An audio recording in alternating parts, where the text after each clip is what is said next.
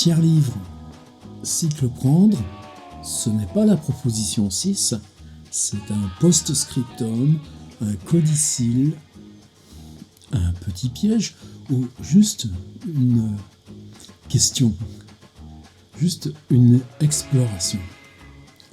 Comment ça m'est venu ? La 6, j'étais dans Bonjour Cinéma de Jean Epstein, le fac-similé du texte de 1921, tout sa composition lettriste, tous ces jeux de typographie, ces choses à l'envers, et puis ce très grand texte sur le rôle du premier plan, sur le rôle du grossissement. Et c'est ça dont j'ai fait la proposition 6. Si on grossit, si on écarte, si on travaille sur le premier plan, sur le gros plan, cette idée de Epstein qui dit ce qu'apporte le cinéma, c'est que le gros plan est toujours mobile. Et cette mobilité pour grossir, appliquée au visage, eh bien, jusqu'ici, moi, je n'avais pas vu ça dans la littérature. Alors, en me baladant dans Epstein, plutôt vers le début du texte, on voit qu'il a cette obsession pour définir le cinéma, ce qu'il fera ensuite, pendant les années à venir, pendant les 5, 6, 7 ans à venir, avec tous ces articles, ces conférences, c'est une vraie mine. Mais dans ce texte inaugural, Bonjour Cinéma, il y a besoin de prendre distance avec la littérature, cantonner. La littérature, c'est là, et nous, on n'est pas là, on est là. Il n'y a pas de meilleur moyen, vouloir l'empêcher, de faire que la littérature envahit ça, comme ça, ces espèces de ressac de vagues en dessous d'une falaise. Alors son point de départ, c'est Guillaume Apollinaire, le vrai poète. Apollinaire a eu beau dire « n'en est pas assassiné ». Je ne comprends pas. Certains se détournent quand on leur tend cette splendeur nouvelle, le cinéma. Ils se plaignent d'impureté au pluriel. Non, mais est-ce d'aujourd'hui qu'on taille les diamants ? Je redouble d'amour, tout est gonflé d'attente. Des sources de vie jaillissent des coins qu'on croyait stériles et explorés. L'épiderme étale une tendresse lumineuse. La cadence des scènes de foule est une chanson. Regardez donc, un homme qui marche, cet homme quelconque, un passant. La réalité d'aujourd'hui, fardée pour une éternité d'art. Embaumement mobile. Oui, il y a des impuretés. Littérature, intrigue et esprit, accessoires ennemis. L'esprit, surtout, est le petit côté des choses. Le cinéma voit grand. Comparez ce que le ciné fait de l'aventure. L'aventure avec un grand A. Et ce que de cette même aventure fait un homme spirituel, Pierre MacOrland. D'une part, une tragédie multiple, brutale, simple, vraie. Épisode de crime pitoyable, comme une souffrance de chien. Le naufrage des paradis foutus. Pas de peinture. Danger des tableaux vivants, en contraste de blanc et de noir. Clichés pour lanterne magique. Cadavres impressionnistes. Et c'est là qu'arrive cette phrase. Pas de texte. Pas de texte, le vrai film s'en passe. Mais du surnaturel. Le cinéma est surnaturel par essence. Tout se transforme selon les 4 photogénies. Raymond Lulle n'a point connu de si belle poudre de projection et de sympathie. Tous les volumes se déplacent et mûrissent jusqu'à éclater.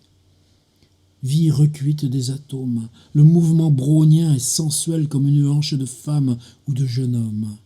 Les collines durcissent comme des muscles, l'univers est nerveux, lumière philosophale. L'atmosphère est gonflée d'amour.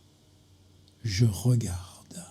Alors évidemment, moi, ces choses-là me renversent. Je les lis 10 fois, je trouve toujours quelque chose de plus qui résonne. Ce souffrance de chien, par exemple.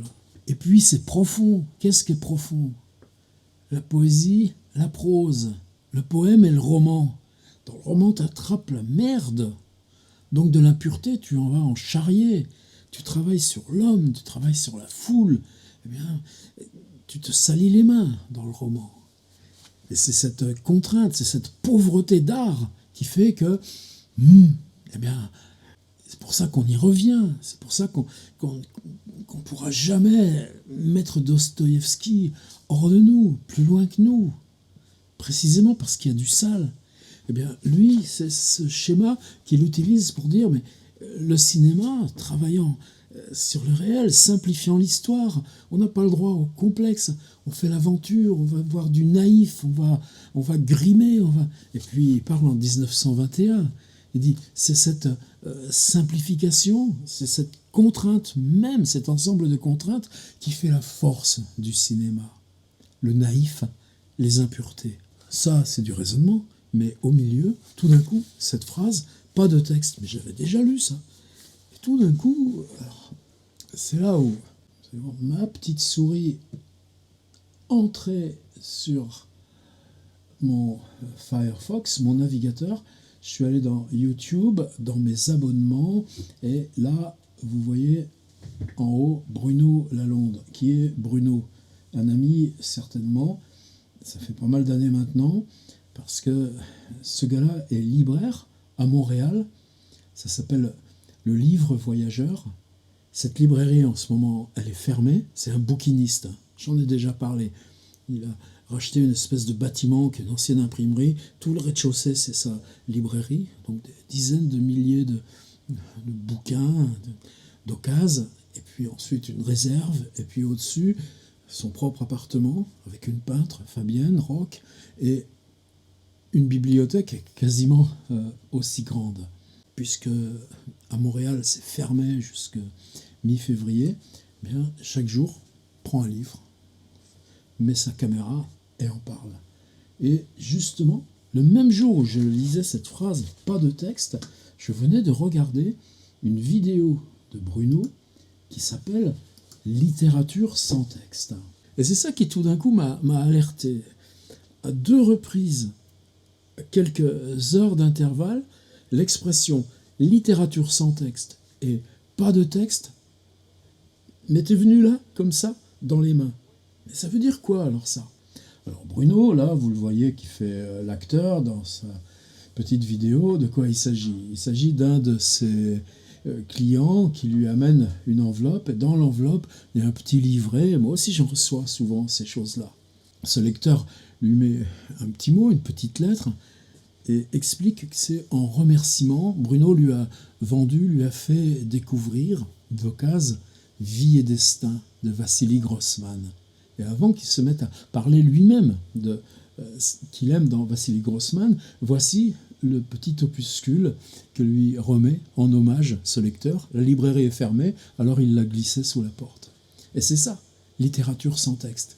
Il dit, moi j'écris pas Vassili Grossman, mais là où je me mets dans le même endroit, là où ça me trouble, là où je veux m'exprimer, mais je ne suis pas encore arrivé à l'expression dans le langage. Attendez, je ne dis pas qu'il n'y arrivera pas. Je dis que dans ce soubassement de l'expression par le langage, il y a cette volonté, il y a ces masses qui s'organisent, et c'est de la littérature sans texte, mais il la concrétise dans cette étape-là, et il vient le glisser sous la porte de Bruno Lalonde, qui ensuite va parler de Vassili Grossman. Alors ce genre de hasard, en plus avec Bruno Lalonde, on parle suffisamment de surréalisme, de Beat Generation, tout ça. Littérature sans texte. Alors je suis monté là, dans ma petite case Google, et vous savez que si vous inscrivez un petit guillemet, littérature sans texte, et je referme le guillemet, Google va me chercher l'expression telle qu'elle. Il ne va pas chercher le mot littérature, le mot texte, il va chercher où est-ce que je vais trouver l'expression littérature sans texte. J'ai fait l'expérience. Salut Bruno. Comme par hasard d'ailleurs, on tombe sur sa vidéo qui est montée au premier rang des recherches Google. Mais Google nous indique 939 résultats en moins d'une demi-seconde. Alors qu'est-ce que c'est que littérature sans texte? D'où ça vient? Est-ce qu'il y a là des précédents? C'est là où je me suis mis à chercher. Le mouvement littéraire paradoxiste. qu'est-ce que c'est que ça? La technique littéraire des chansons de gestes. Et tout d'un coup, on plonge dans l'histoire. Tout d'un coup, la littérature sans texte devient geste, comme on l'a travaillé avec Gina Pan ou d'autres. Peut-on imaginer une littérature sans texte? Plein de questions, vaste débat. Là, c'est sur scribd.com. Les cookies, bien sûr. Et puis, manque de peau, ça c'est les joies d'Internet. On tombe sur un forum qui a disparu et des gens qui disent « Oui, j'avais vu un forum sur littérature sans texte, mais il a disparu, on ne trouve plus. » Là encore, ce genre de mise en boucle, qu'est-ce que c'est chouette dans les mystères de l'Internet. Littérature sans texte est impossible et on ne peut pas faire lire tous les textes, on devrait au moins lire, d'où ça vient ça? Je ne sais pas. Et on revient au mouvement littéraire paradoxiste. Et ce gars qui s'appelle Constantin Popa, je n'avais jamais entendu parler. American Research Press Rehoboth, 2002, révision du texte, mise en page, couverture, Florentin Smarandache. Alors le mouvement littéraire paradoxiste, et quel paradoxe qu'une littérature sans texte, je vais vous le laisser l'explorer. Mais pour moi, c'était... Qu'est-ce que c'est ce nom? Florentin Smarandache. Je le copie, je le réinstalle dans la petite case Google. Florentin Smarandache, scientifique, écrivain, artiste, professeur, a publié 900 articles et 400 livres en mathématiques. Et dans ce Everybody Wiki, que je ne connaissais pas, voici que j'ai ses études, ses diplômes.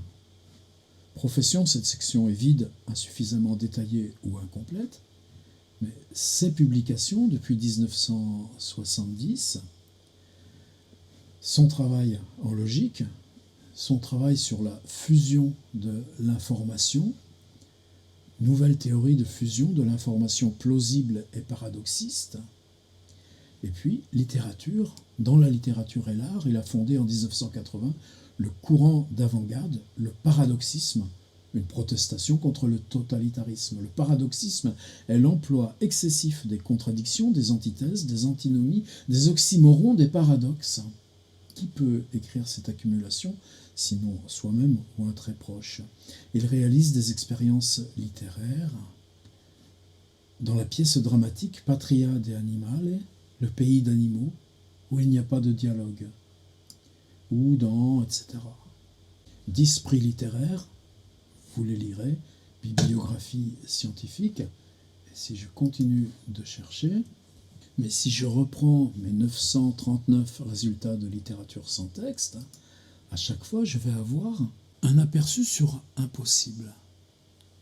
Non pas sur l'impossible, mais un aperçu sur des possibles. Le paradoxe étant que ça s'exprime encore avec du texte. Alors vous voyez, c'est très fragile. La question que je voulais poser, elle ne remet pas en cause la proposition numéro 6, plan, grossissement, Jean Epstein. Mais cette idée de littérature sans texte, depuis, ça n'a pas arrêté de me travailler à l'intérieur.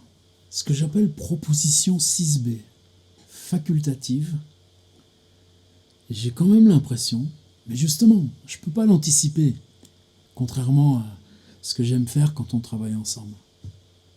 Si vous êtes assez fou, si ça vous excite, si ça vous fait envie, allez-y, ça va nous servir à toutes, à tous.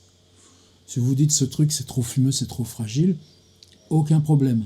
De la 6, on ira à la 7. Qu'est-ce que je voulais vous demander? Mais vraiment, vous demandez humblement.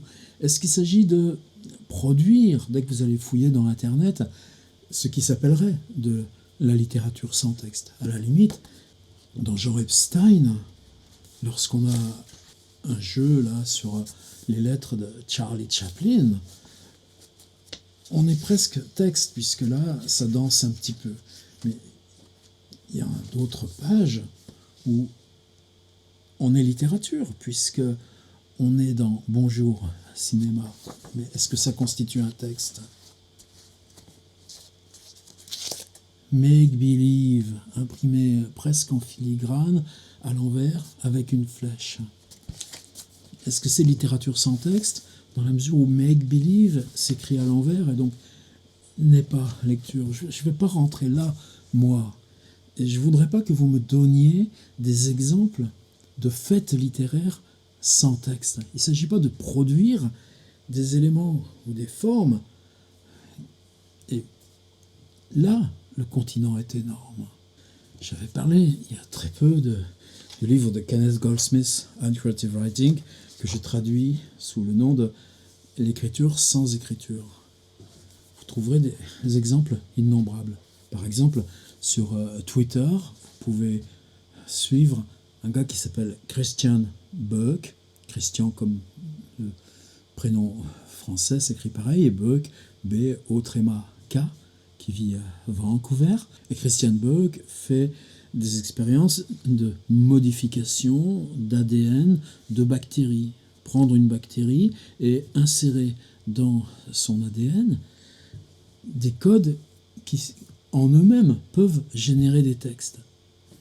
Simplement, quand il fait ça, il sait qu'il s'agit de bactéries qui peuvent survivre dans le vide absolu, qui peuvent survivre dans le froid absolu, et donc, a priori, des bactéries présentes depuis bien longtemps dans l'univers et qui survivront bien longtemps dans l'univers. Et elles vont embarquer dans leur ADN ce cryptage qui permet d'engendrer éventuellement du texte. À quel moment Christian Buck fait œuvre de littérature sans texte?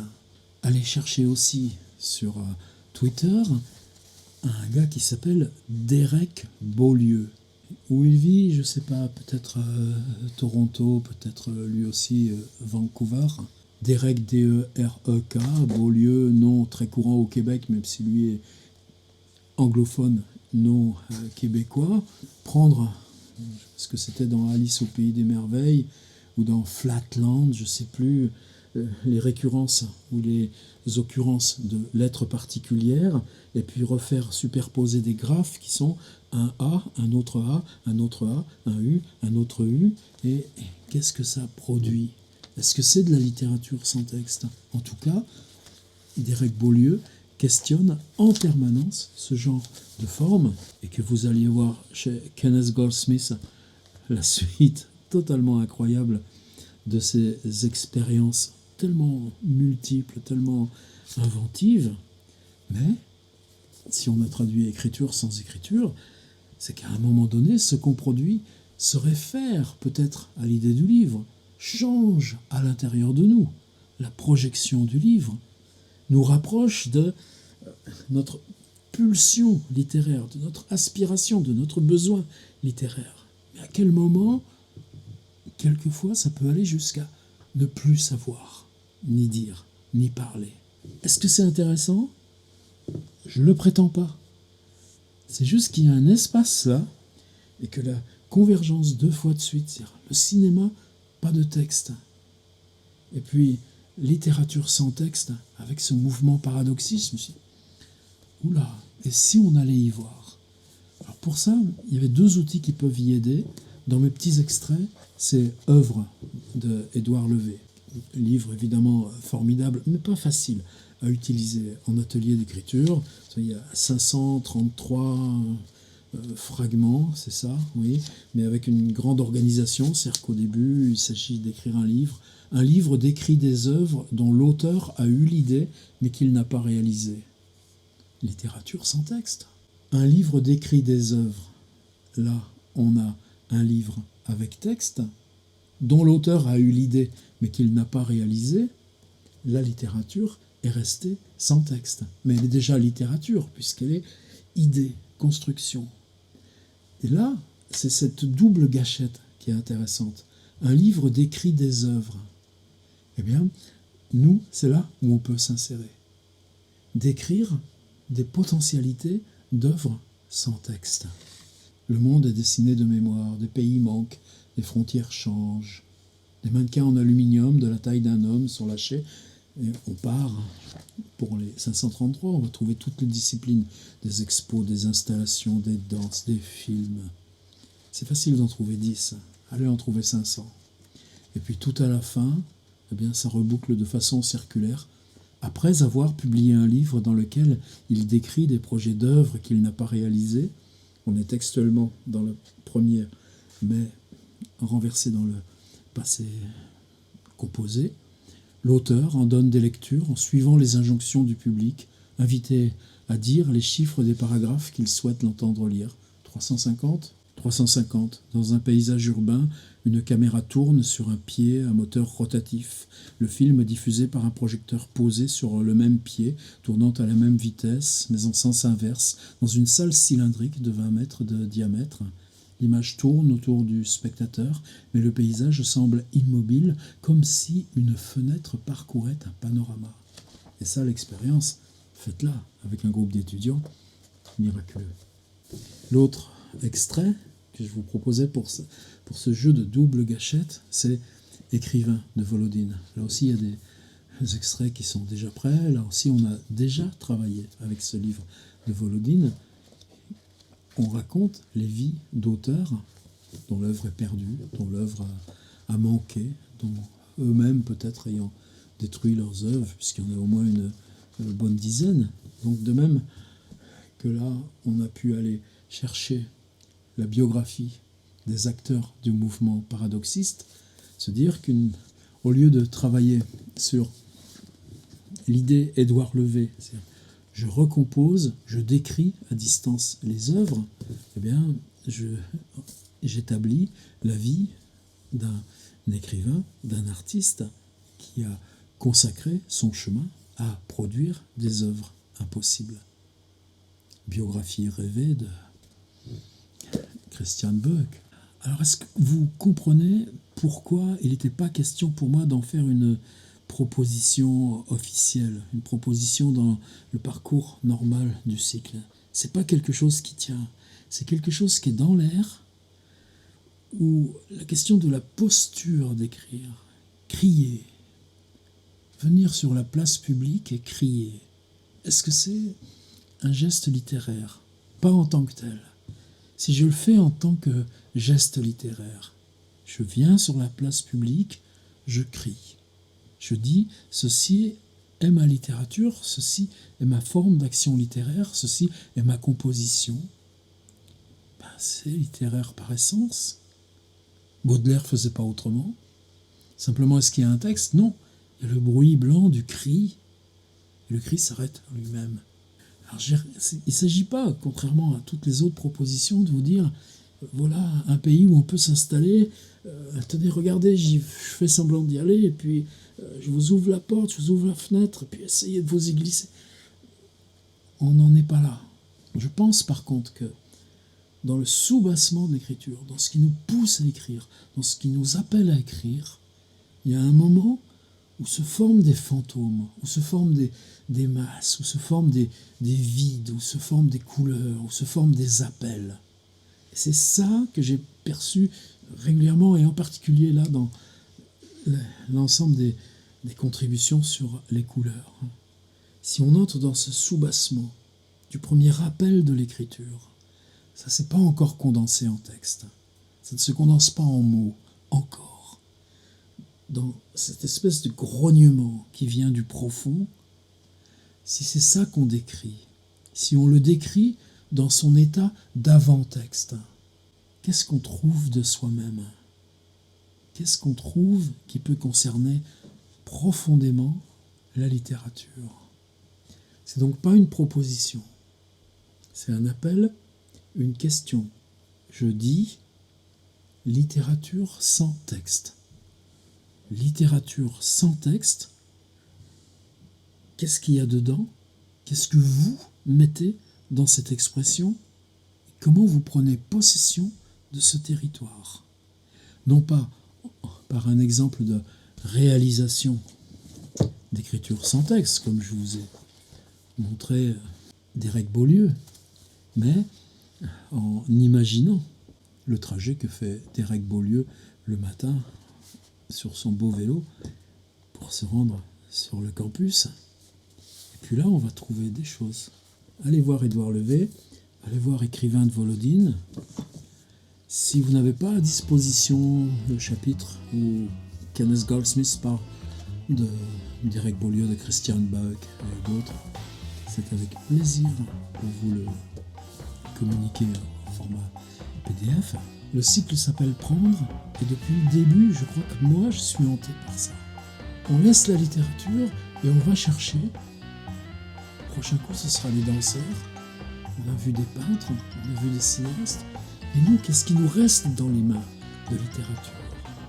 Et tout d'un coup, nos mains sont vides. On est dans ce besoin de littérature. On va aller voir Ackermann, Gina Pan, Jean Epstein. Et nos mains sont vides. Il n'y a plus de texte. Là, on va faire le point avec cette perte et cette hantise. Est-ce qu'il y a encore littérature? Là où soudain, on accepte le risque de plus de texte. Et uniquement si vous le sentez, et uniquement si cette question résonne pour vous, alors on y va. J'attends les contributions, j'ouvre une page. Et il n'y a que la vidéo, et que cet échange à la voix pour qu'on y aille. Et puis sinon, rendez-vous à la 7, aucun problème.